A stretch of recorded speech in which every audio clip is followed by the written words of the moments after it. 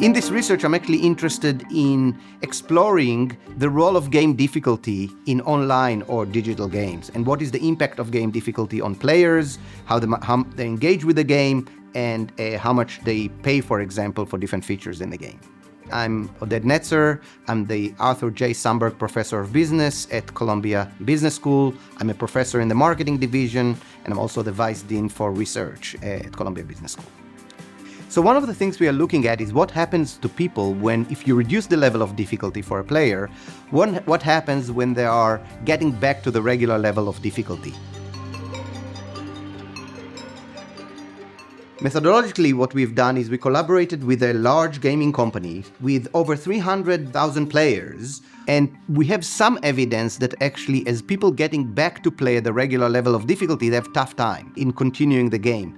And you could actually think about that analogy, what happens when we help kids in school, for example, making the class easier, what happens when we kind of try to win them off of the assistance. We need to find mechanism to get them to continue at the right level of the class, or in our case, of the game. Companies have a lever in their hand in order to make the game easier or more difficult. Now you may ask, why would companies make the game more difficult, right? Well, the reason, as you could probably imagine, is money, right? People spend money in the game in order to move to the next level.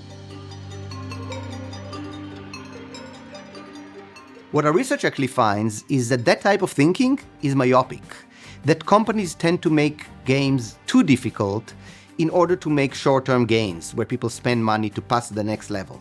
Companies make games less difficult, particularly for players at higher risk of churning, of leaving the game. They can actually get them engaged, and eventually these players would even spend more money in later stages of the game.